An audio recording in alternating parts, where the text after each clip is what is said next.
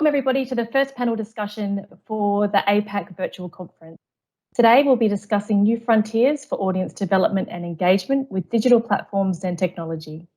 I'm the panel's moderator, Kristen Eckhardt, and I currently hold the position of Director of Marketing and Audience Engagement for the Adelaide Festival Centre. We've got three excellent speakers today, and I'm excited to introduce our first speaker, Grant Brisland. Grant is currently Director, Business Growth and Development at HOTA, which is Home of the Arts on Australia's Gold Coast. Grant joined the HOTA team in February 2020, which just happened to coincide with the COVID-19 outbreak. This has meant that Grant's entire time down under has been living with the pandemic. Prior to joining HOTA, Grant worked in arts and culture in the UK for the last 20 years as Director and CEO of the Corn Exchange and 101 Outdoor Arts Creation Space in Newbury as head of programming and engagement at the Courtyard in Hereford and at the Liverpool Everyman and Playhouse during the European Capital of Culture program in 2008. So I'll hand over to Grant. Great, thank you very much, Kristen. As Kristen said, I'm Grant. I'm Director of Business Growth and Development at HOTA on the sunny Gold Coast. Before we begin, and as is custom in Australia, I would just like to respectfully acknowledge the traditional custodians of the land on which I'm situated today, the Kumberi families of the Yugambeh language region. I pay my respects to their elders past, present and emerging, and I recognise their continuing connections to the land, waters and their extended communities throughout southeast Queensland. To give some context to the presentation today, HOTA is a cultural precinct set in the heart of 17 hectares of beautiful parkland. We're in the heart of surfers' paradise, and for the last 30 or so years has been predominantly a performing arts centre. But there's a cultural revolution happening on the Gold Coast at the moment. We're in the middle of a 10-year master plan that sees new capital projects being realised. We launched an outdoor stage in 2018, and earlier this year we launched Australia's largest regional gallery. That was the big, bold, vibrant, unapologetic building on the first side. It really does encompass everything we love about the Gold Coast. The Gold Coast is also a really interesting city. It's highly reliant on tourism, so we've had a very interesting 2 years. And culture on the Gold Coast has historically been very much around the sun, the sea, the surf. So the cultural revolution that HOTA is leading is certainly timely, and it's great to be part of that team who are really transitioning the perception of the Gold Coast. To give you a bit of a flavour, we're just going to share a very quick video of the HOTA precinct and of the Gold Coast.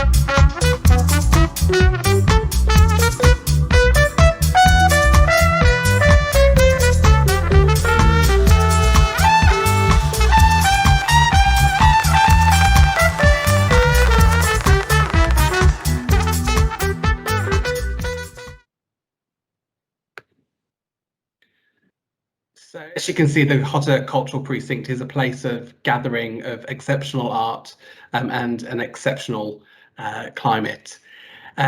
Today's presentation is very much a case study for HOTA. I believe that no matter where an organisation is on its digital transformation, it's never too late to start.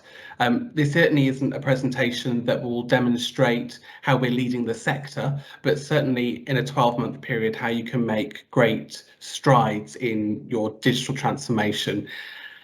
So some further context, pre-COVID, just as I arrived on the Gold Coast from the UK, the digital infrastructure and the operations and the understanding of digital was relatively low. We had very poor systems. We didn't have any roles that particularly focused on the potential for social and digital marketing. And so the last 12 months have been a really great opportunity to kind of shake the tree and to find new ways of working that has shown some really positive, strong results that leads us into the second year of transformation. Social media was very much a tick and flick exercise. There was certainly no love in the way that we approached social media. So it meant that there was very little engagement, less than 1% engagement on our organic content. And we repurposed a lot of content that artists and producers would give to us ahead of coming to the precinct. In terms of our paid content, we had a very relatively low budget in the scheme of our overall annual budget. It represented less than 4%. But there were some really good results too. For every dollar we were spending, we were generating 16. So whilst very much in our infancy, there were some really strong takeaways as we could vision the next 12 months. So what's happened in the last 12 months? Well, we've taken that opportunity to reinvigorate our systems and our people. It's not a pitch for Tessitura by any stretch, but Tessitura and the implementation of that system around 8 months ago has really revolutionized the data that we're able to get about our audiences, the integrations that we can have with other platforms, so that as we move forward, not only is our analysis and our understanding of our audiences stronger, it's enabling us to build much stronger digital campaigns, and ensuring that we're continuing to grow loyalty from our existing audience base, but also encouraging new visitors too.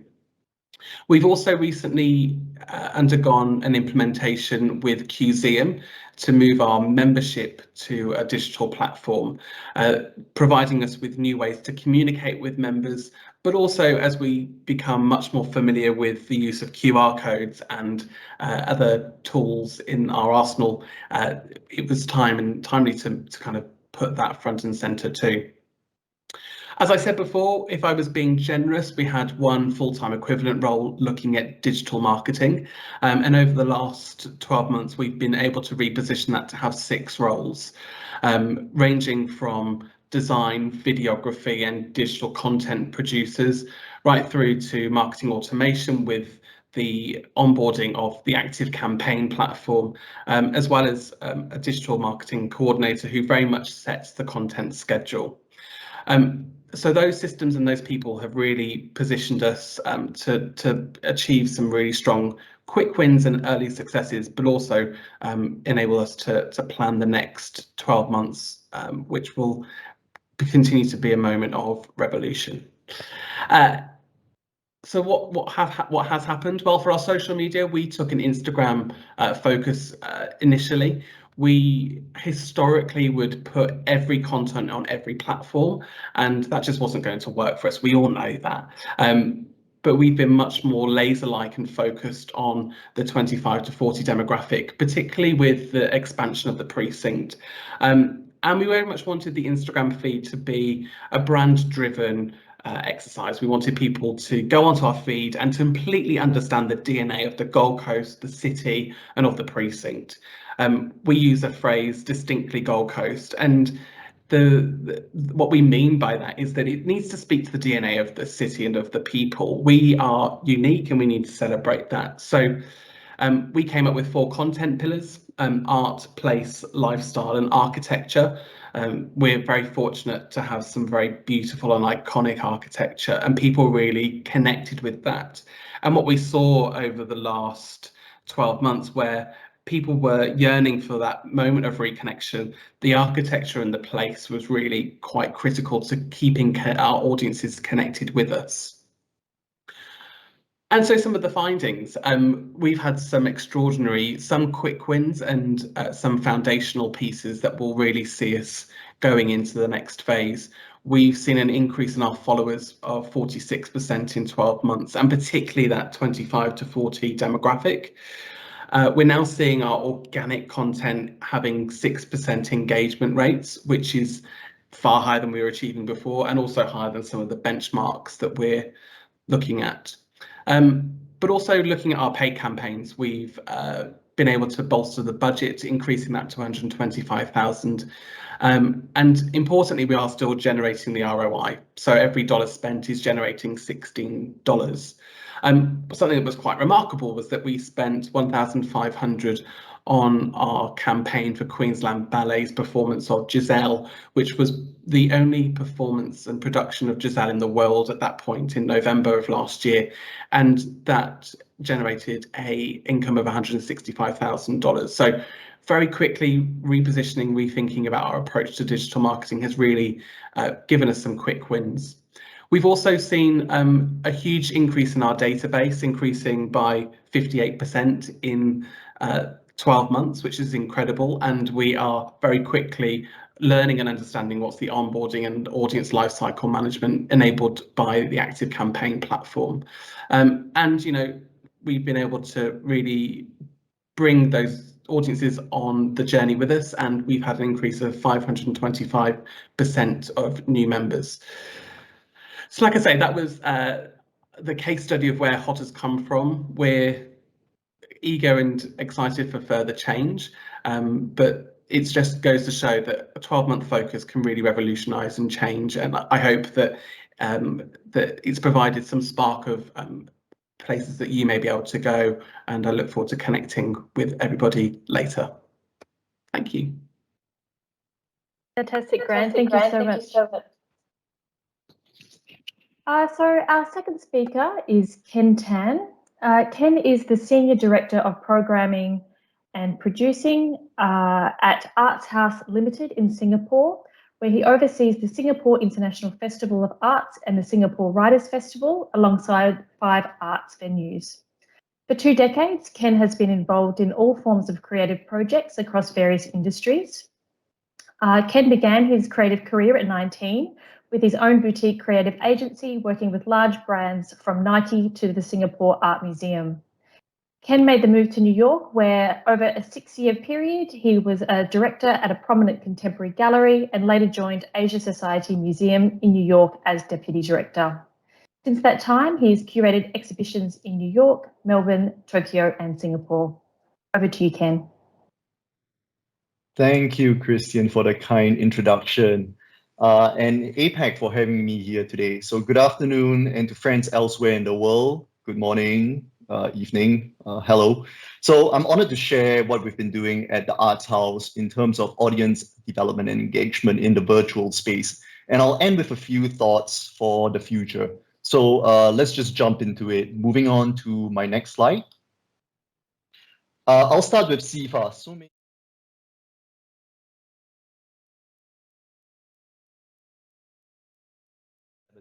But has continued to evolve as Singapore's pinnacle event for performing arts and also multidisciplinary arts.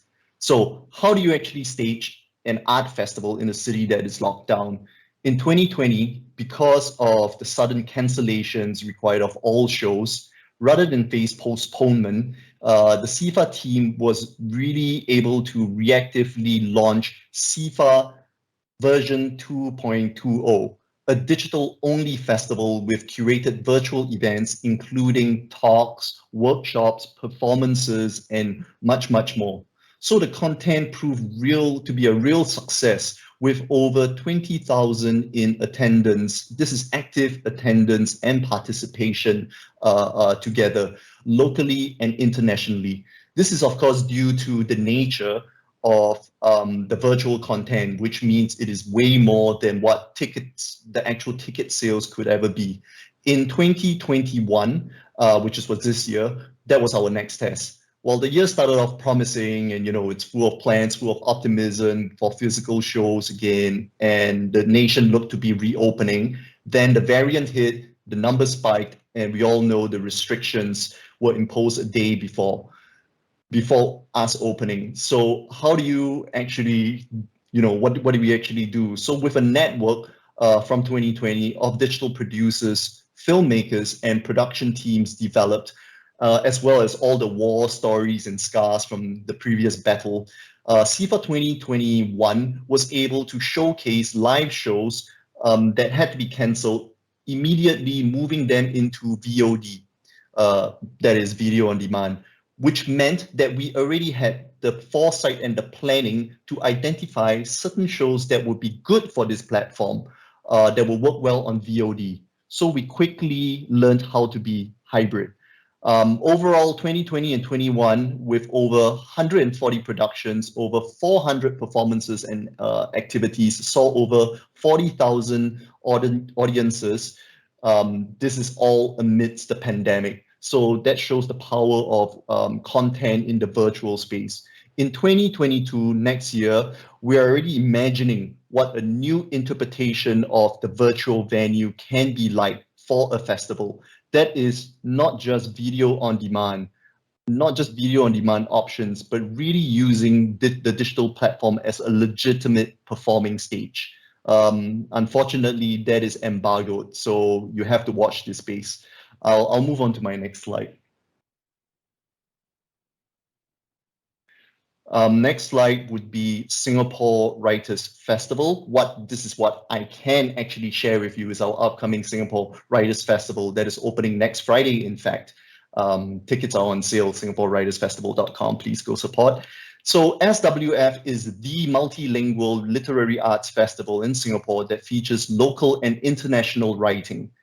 Of course, 2021, the theme is guilty pleasures, and you can see from the very fun, funky graphics on the slide here.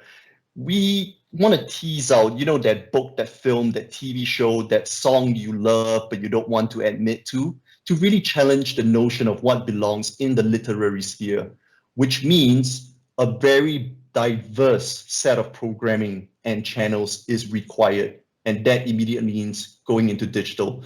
So Singapore Writers Festival 2021 will feature 140 in-person and online programs, with the majority being in the virtual space, designed specifically for a diverse audience to really overcome this emotional and social distance that we are all facing.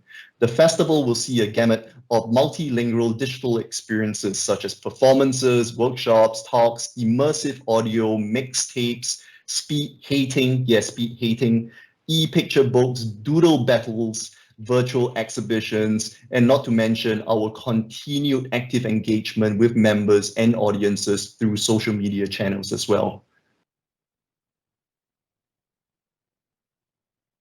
Beyond the two festivals that I've just shared, at Arts House Limited, we also manage 6 art venues around Singapore, and we have been very active in our offerings on the digital platform.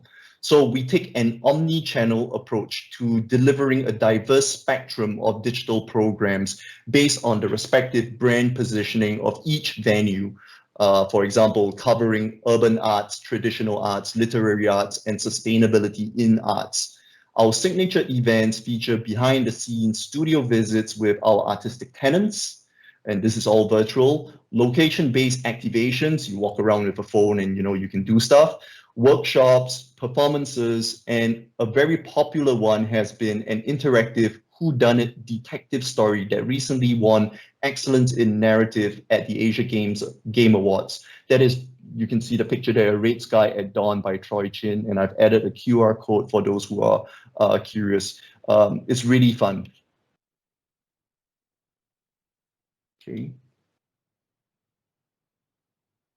Now, I mentioned omni-channel, the word omni-channel. More and more, we are shifting away from the idea of hybrid, which is a live with a virtual backup or version of what was supposed to be physical, into a more integrated omni-channel approach, an omni-channel ecosystem of digital offerings. Sorry, not just digital offerings, of offerings altogether. We learned that is important because we want to. It's important to differentiate digital experiences from live ones. For example, instead of physical or online, we are asking what is now or whenever. A great example for me, I keep coming back to, is the recent Simpsons collaboration with Balenciaga, or is it the other way around? Like, Balenciaga taking over Springfield. So it's blurring so many lines there. Is it marketing? Is it event? Is it digital animation? Is it franchise? Does it even matter?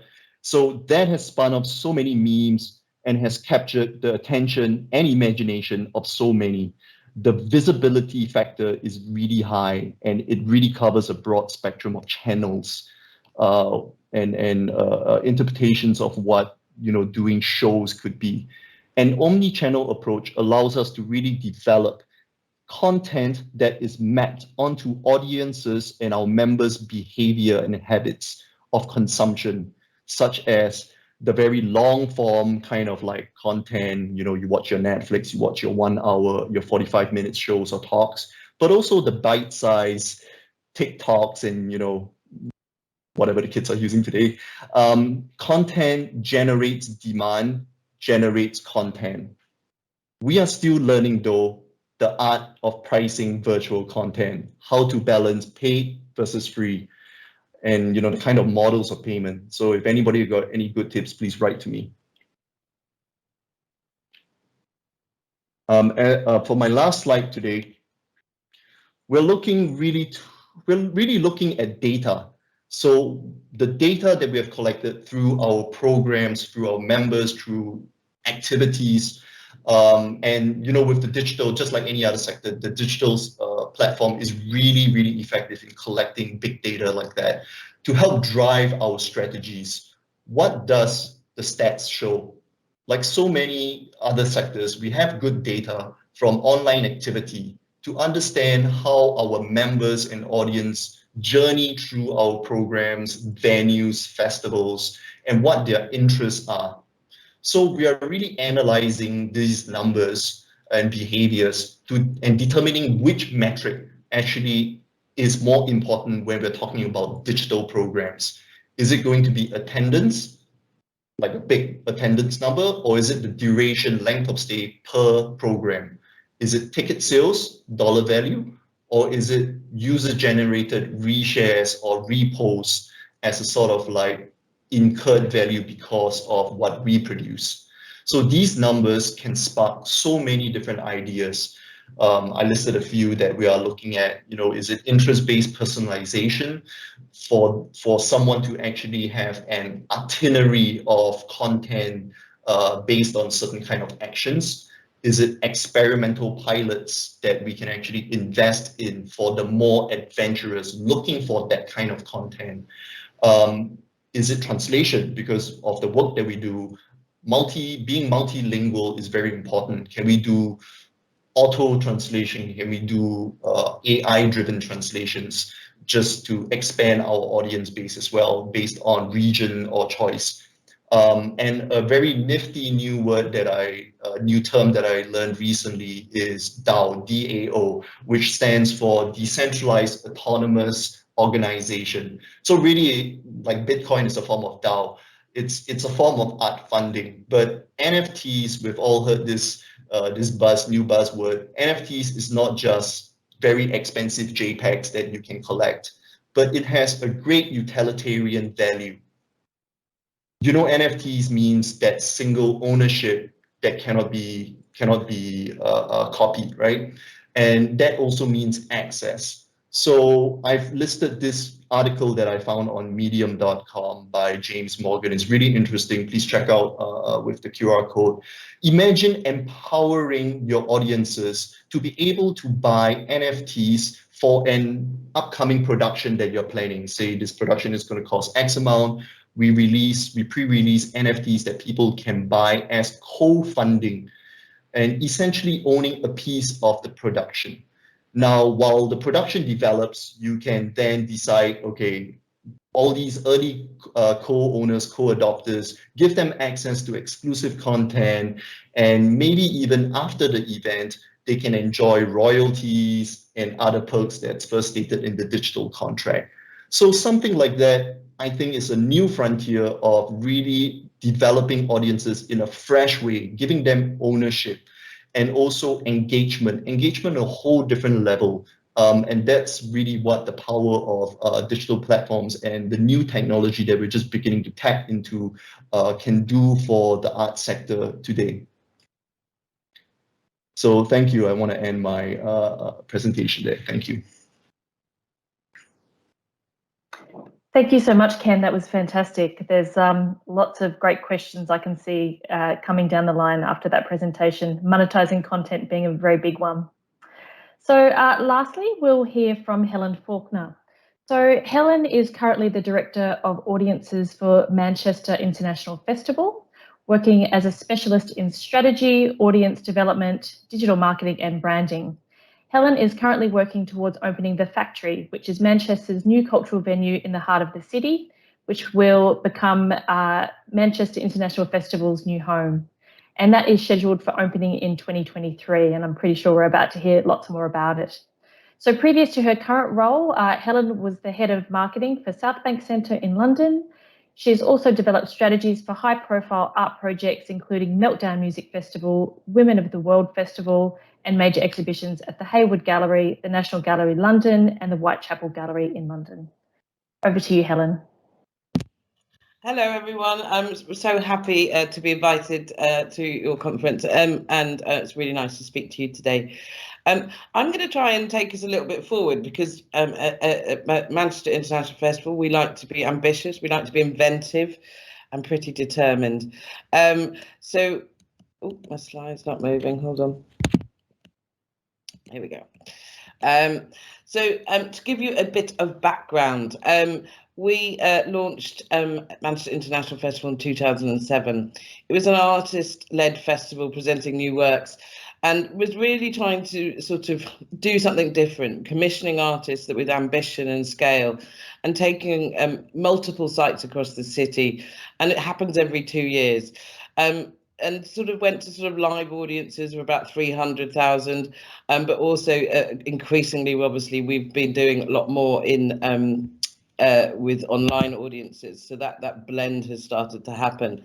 The next edition of the festival will take place in 2023 at the same time as we're opening the building. In the past decade, MIF has sort of been pivotal to be building Manchester's reputation as a cultural hub in the UK and has become one of the most successful and innovative festivals of its kind. We're building the new factory, which is being constructed as we speak. It's starting to look good. It's being designed by designed by OMA Rem Koolhaases, and it will be the first Rem Koolhaas building in the UK, and it will be our new home.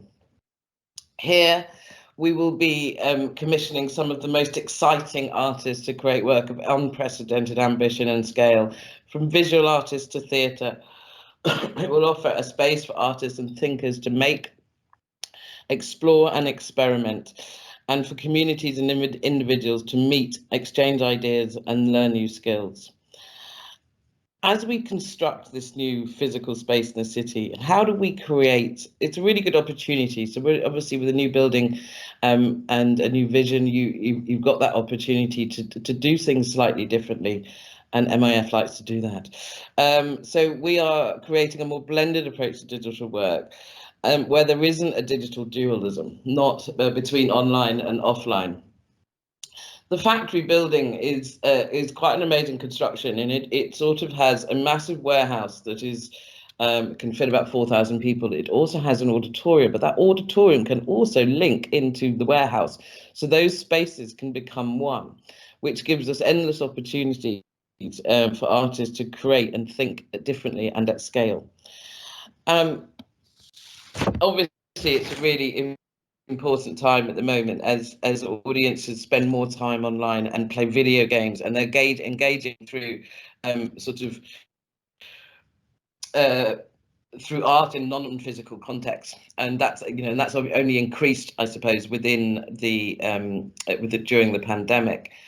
Our ambition is to embed digital experimentation across the organisation and establish the factory as a world-leading digital arts organisation with technology at the heart of what we create and reach new and existing audiences. And how to build partnerships. The factory offers a unique opportunity to reimagine what the 21st century arts organisation can be.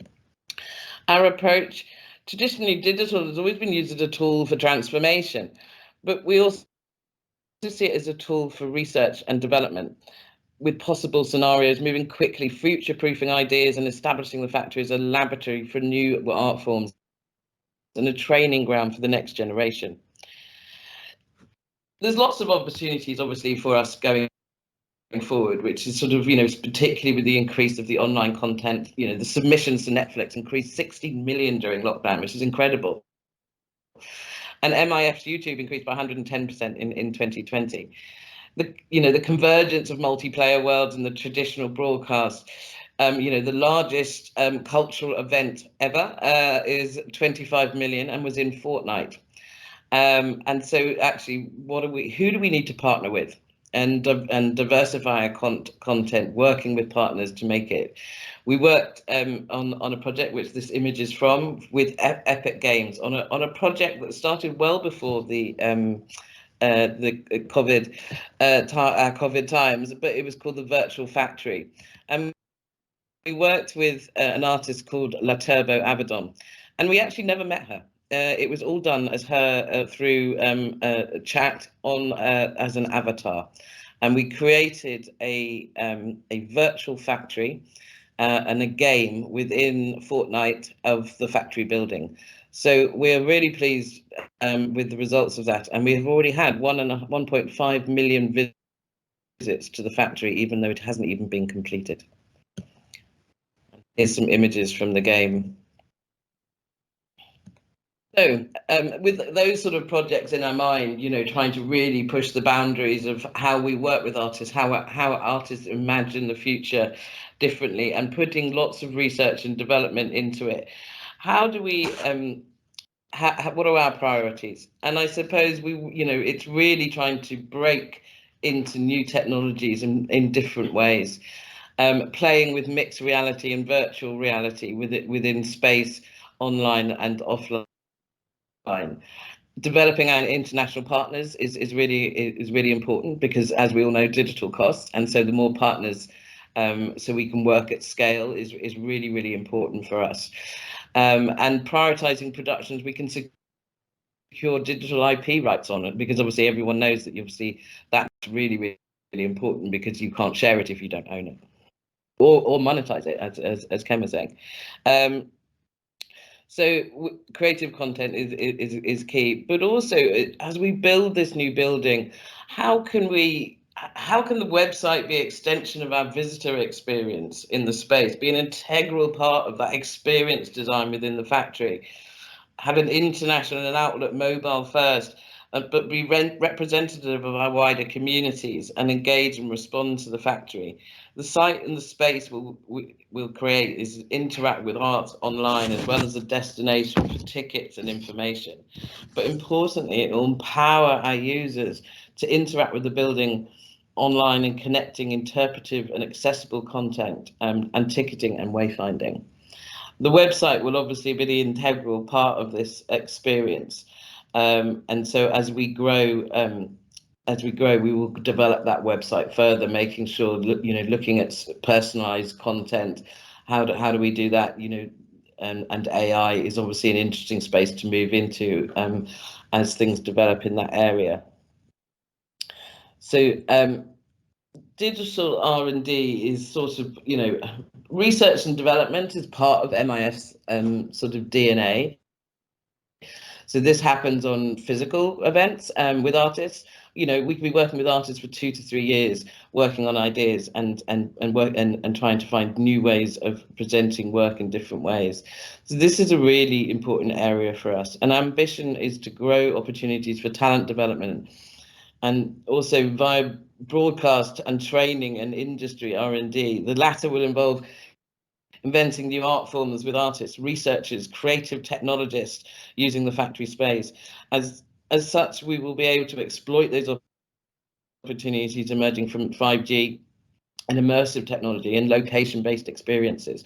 We will encourage open methods of working, act as a catalyst for national collaborations in tech, and academic partners, this learning and resource wider sector. We support artists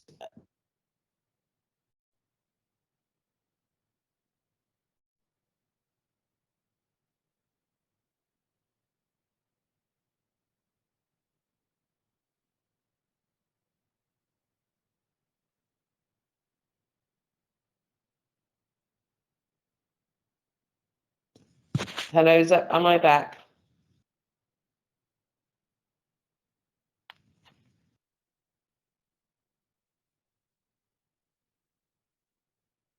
Hello? All right, great. I will continue. Is my screen still sharing? Let me know if it is not. I do apologise for this. I'm not quite sure what's gone on. Sorry, my internet's obviously gone a bit dodgy today. Okay, so let's get back to where we are. We're on digital R&D, so apologies for that. The shot in this slide is a collaboration with RSC, and we worked with them and Twitch, and it was an online event created particularly just for online, and again showing that, and it was interactive.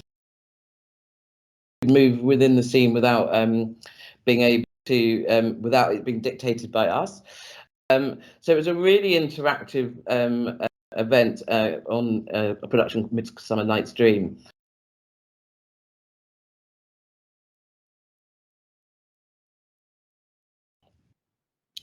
Obviously, to be able to do R&D and things at scale, our capability for data and storage is really, really important. And it's important right now for us to lay the foundations of that service. So to make sure that actually we're capturing data from our CRM and other systems are all integrated. But these projects require huge bandwidth, and obviously making sure that system architecture is very much a part of it. And how do we archive digital projects and video games and keep them up to date as some of the challenges we're going to face? Obviously, storytelling and live is really, really important. And as we experience there's been lots of experience of world-class productions on platforms, and looking at our, again, partners such as devices with Twitch, Sky, Google Creative Lab. We launched the Factory Live, well, we will be launching Factory Live, it's currently MIF Live, and we've tested different models of engagement, such from subscription to paid to free, and pay what you feel. And also, we're building a new content team at the moment, with which will be looking after our editorial. We see really differently that our social channels are to tell the story of the organization. It should be editorial and not marketing. So we're really making that shift and really seeing some really strong results from that switch in strategy. And then obviously monitoring is everything, and making sure that whatever we produce, that actually what's the smart ways of measuring it. And we're having some interesting conversations at the moment with a university in London, talking about how do we evaluate engagement in the digital space and in different ways. And so that is something that we're really looking at, and particularly when it becomes to immersive media, how do you calculate that? What's are there different ways of looking at that? So that is very much it from me. So basically, we're trying to imagine a new.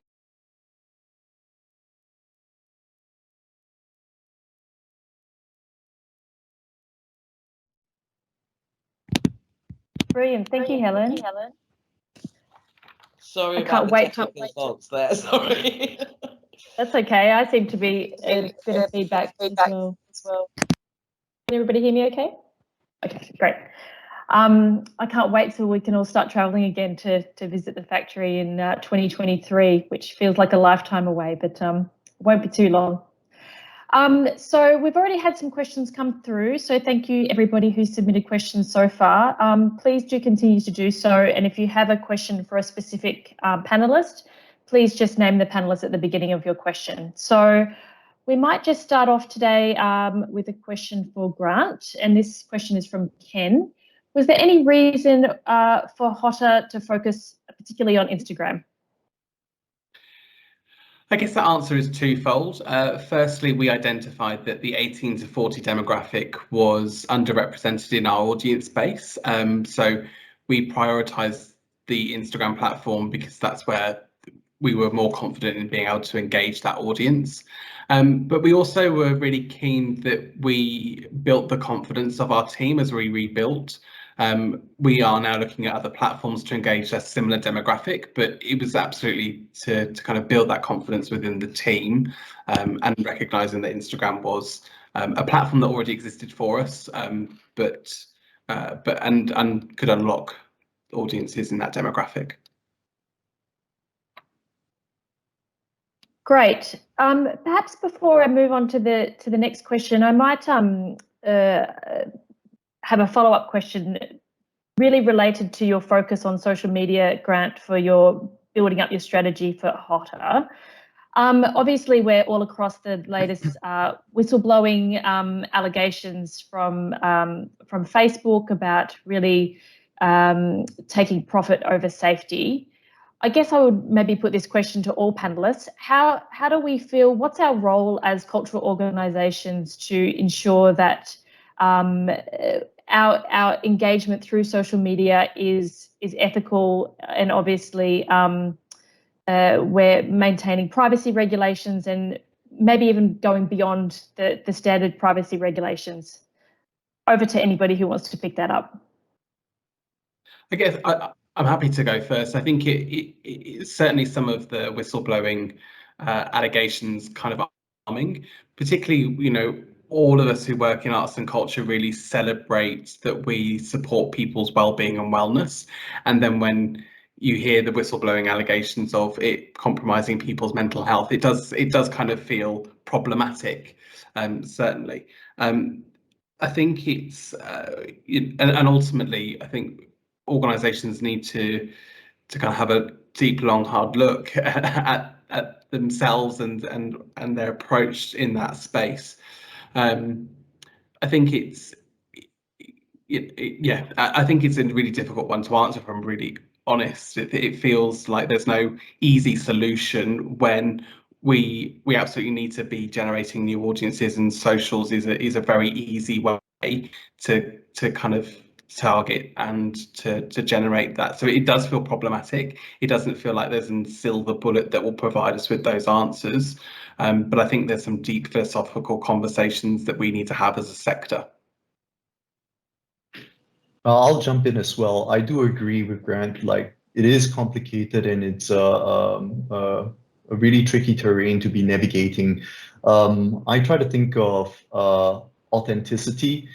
The exchanges that we do on this sphere has to be authentic, meaning it's not preachy, it's not one-sided. So if it's a two-way conversation, and you know, I'm just thinking, like, if I'm standing in front of someone, what is that exchange like? So it's really a cultural shift. It's a cultural mindset from the get-go. While I think maybe the arts is away from Industry 4.0, it's really an intrinsic sort of like mindset from the organization to really cherish, you know, core values like transparency, integrity, inclusivity, but really the kind of programs and the conversations that you have online and the content that you put out needs to have this end-to-end sort of traceability. You know where it's from, you know where it's going, you know at every juncture where that piece of information or data came from. So that sort of transparency and accountability, I think, helps overall with the way we are talking in the digital sphere. Thanks, Ken. Can everybody hear me okay? I just had a bit of a technical glitch. Great. Okay, so this question is from Carmen for everybody, whoever wants to jump in. Thanks for sharing your experiences on digital engagement. It certainly isn't easy when a lot of what we do is tied to liveness, and the meaning of translating that online in a virtual stage or space, as in the factory, and what SIFA is reimagining for in 2022, is the next development we need to achieve, the dualism of the performance experience.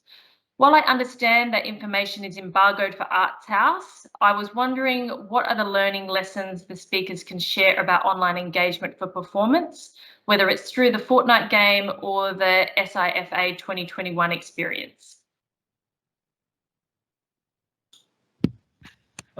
Maybe I'll just do a very quick one. So with SIFA, SIFA, it took me a while to register. Okay, that's SIFA. So SIFA, although it's embargoed, but really we're thinking, like I said, like it's sort of the omni-channel approach that we're looking at things again. So maybe like an analogy, for example, Beethoven's Symphony No. 9. You know, you need the 4 French horn players to perform the work. But today, that experience of listening to No. 9 cannot be replaced with digital. Like you still need, you know, them to know how to play the 4 French horn players to know how to play and to get the full experience. But however, with digital, you can actually learn, the audience can actually learn and deep dive into what No. 9 is, maybe Beethoven's climate around, you know, him writing No. 9, or the musicians that play, the bios, the profiles, the instruments, so on and so forth, and also be able to take those learnings, take those contents and share it further. So not that, and this is hopeful of me, not that we are replicating what goes on the physical stage in the digital sphere, but it's really to marry the two, fuse the two in a sort of authentic way again for the audience to really have a deeper sort of transaction, a deeper sort of like experience with what we put out.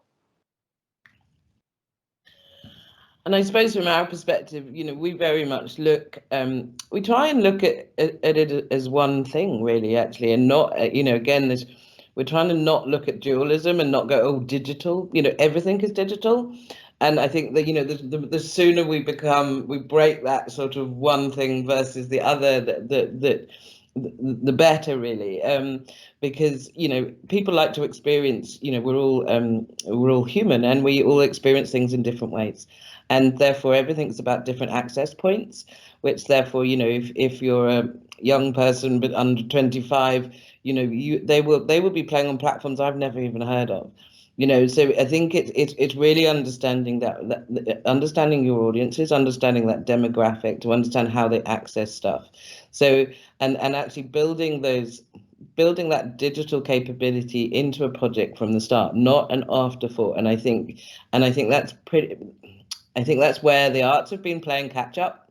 If I'm honest, over many years, it's like, oh right, what do we do online, you know? And actually, it's not that. It should be in the DNA of every project. How does that manifest itself? How does your website or such and such platform become like your third venue? You know, so for me, that's how it should start to look.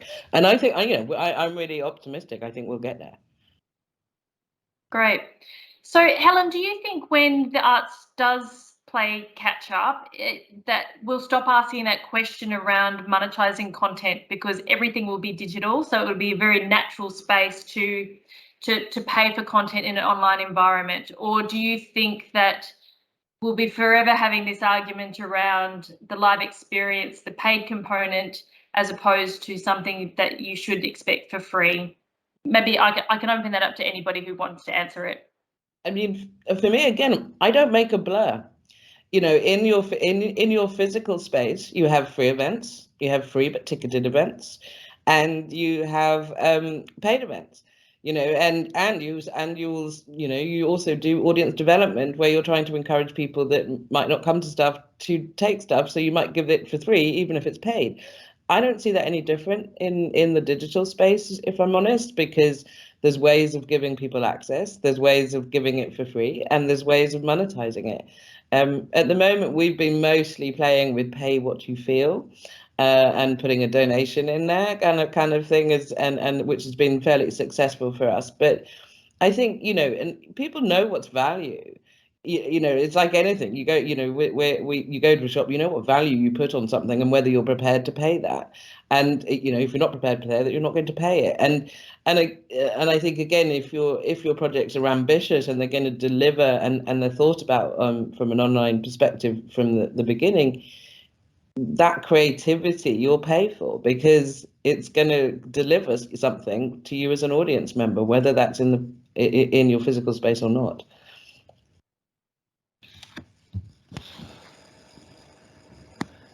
Great. Did anybody else want to take that hot topic? No? Okay. I might move on to a question from Yvonne, and this is really to Helen's point on partnerships. So from a marketing perspective, partnerships are not a new thing, but working within the digital space, tools, platforms and experiences, are there 2 to 3 new aspects or new lessons about partnerships that stand out in your experience, Helen?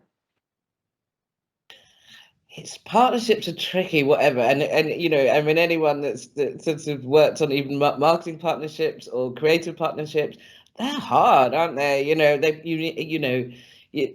take a lot of effort, and you can't underestimate that effort that goes into it. So, I think it's really, for me, with any partnership, I do think carefully before I go into a partnership. You know, what are we going to get, and how effective is that going to be to deliver what objectives, and being really clear about those objectives, I think, before you go into partnership, but also trying to share ownership. And most things are about fit, you know, and actually it doesn't matter whether it's a marketing partnership or a creative partnership, it's the same. And I suppose we try and treat those partnerships as things like we're working with Epic Games. We treat Epic Games like the artist. Like we would treat an artist, you know, because actually that's the respect that they're due. You know, actually they are, you know, they are artists in our eyes. You know what I mean? They're just, so I think it's about, for me, it's all about approaches, being really clear about those objectives, but really trying to look at what those synergies you're trying to do and what you're trying to achieve, but also making it a creative and open space so people have, you know, so they feel ownership about it, so it doesn't go off the rails. And with most partnerships, the project management is everything. I don't know whether that answers it. Great answer. Thank you. So I don't have any more questions in the chat, but I think we've still got a little bit of time. So I'm going to ask a couple of my questions, if that's okay. Grant, you gave some really great examples of how you measure digital engagement, and I assume that you use some of those great examples to get through that incredible restructure and your ask for new staff. Can you sort of perhaps talk to us about were those forms of measurements enough to make your case, or do the rest of the panel feel that we need to really move beyond like the sort of basic digital measures and perhaps demonstrate additional value in the digital space? So maybe start with Grant and anybody else who wants to jump in. Yeah, sure. So it was certainly helpful to be able to use other benchmarks to demonstrate the impact that we could have in that digital space. So yes, those benchmarks are and those levels of engagement were helpful in creating the business case for change. But you're certainly right, they're not necessarily the only measures that we should be looking at. I think from HOTA's perspective, we very much see the next 2 years, so it's a 3-year project, being one that we're allowing ourselves to make mistakes, to kind of take that journey and kind of understand that sometimes we'll get it right, sometimes we won't, and actually sometimes those things aren't measurable either. We're also having really interesting conversations now with our programming teams who perhaps at times have been quite digital hesitant. So I think as we evolve, we'll find better metrics and ways to measure the impact of what we're doing. Certainly kind of the demographic and the engagement rates were 2 useful metrics over the last 12 months. I'll jump in as well. I think participation for us is a good metric. So that means it's beyond just watching or listening to something, which really forces us to think of how we develop our own programs to be a little bit more immersive, a little bit more experiential, to engage audiences somehow to do that one thing, whether it's AR triggered, so you have to go out and do something, or it's an interactive crime story like I shared. That participation metric is important, which is the duration at which they stay on this particular piece of content, what they are doing on it, the number of clicks, and ultimately the number of shares. Another thing that we're looking at is accessibility, so reach and access. Digital is a great way of reaching new audiences, really who, for example, like the disabled audiences who cannot go to a physical show, for example. So we found that with digital tools, you can actually reach out to a lot more new audiences than before. Of course, it's very easy to set up digital content and go out into new pockets of segments. So these are the sort of things that we're also looking at. That's great, thank you. I'm especially interested in reaching new audiences. That sort of leads on to my other question, really around arts education and using digital tools to bring works to life for schools audiences. Obviously, digital has been a really important learning tool for a very long time within the school's environment. Did anybody want to perhaps talk about your involvement with arts education and how you're using digital to really broaden that access and bring arts to life for young people? Sure. So we've been very fortunate in Queensland that we've not had prolonged periods of lockdown in the last 18 months, but certainly schools, our visitation has certainly suffered and is likely to be impacted for at least the next 2 years. So connecting artists with young people through technology has become much more important than perhaps it historically might have been. So we've been running online workshops, online tours. We've been working with artists and kind of looking to work with Battersea Arts Centre to roll out some of their digital programs that were developed during lockdown in the UK to kind of continue engaging our schools, particularly whilst the number of visits are likely to be impacted for the next couple of years.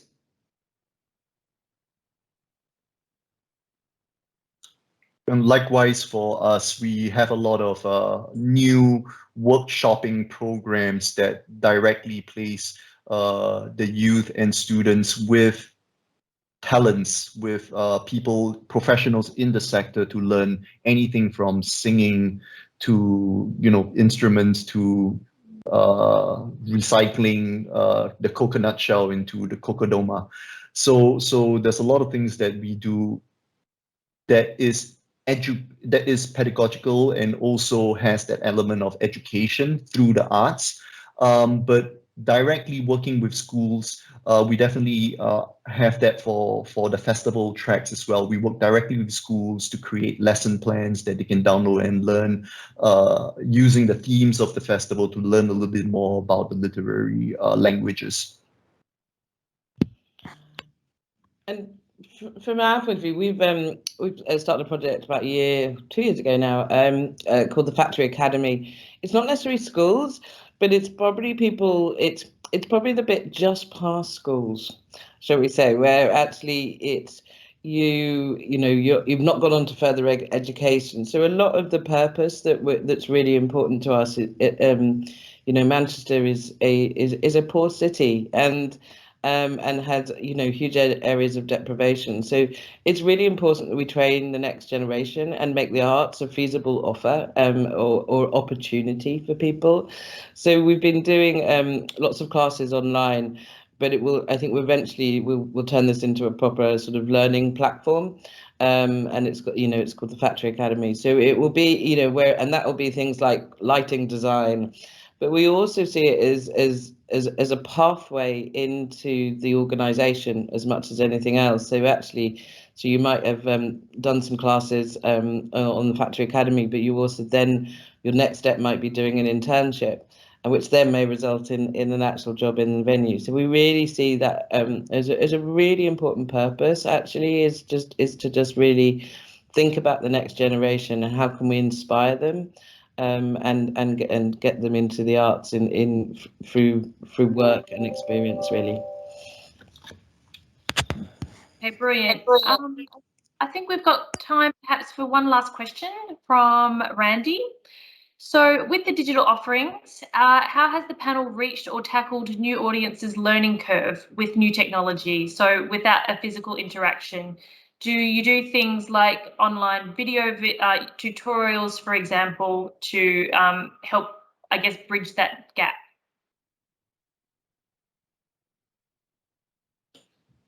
We haven't really found any issues with people adopting technology. I think the tools that we use are already the tools that people use every day, save for Zoom, but Zoom is really just, logging on. So it has not really been a big learning curve, just because we don't use anything that's out of the ordinary. We try to stick with the behaviors and the consumption patterns of the audiences. I mean, I think it's a really interesting question, actually, and I think that and I think as we go forward and probably as I get older, that you sometimes do feel more apart from some of the technologies that actually and I think we need to respect that older generation, that actually that as we build new possibilities in that digital space, that user journey is really respected and is made as easy as possible. And I think as we evolve, I think that's going to come into it much more. And I think it's a really good challenge, actually, for us to really think about what does that mean as far as audience demographics. Yeah, so I think it's a good challenge. I haven't got any answers to it, but it's a really good challenge. I think it might be a great challenge to leave us on. So I think we're out of time. I'd just really love to thank our wonderful speakers today. I've learnt so much. It was a really interesting set of very different talks as well. So big thanks to Grant, Ken and Helen. And thank you for our audiences for tuning in today. I hope you enjoyed it as much as I did. Thank you.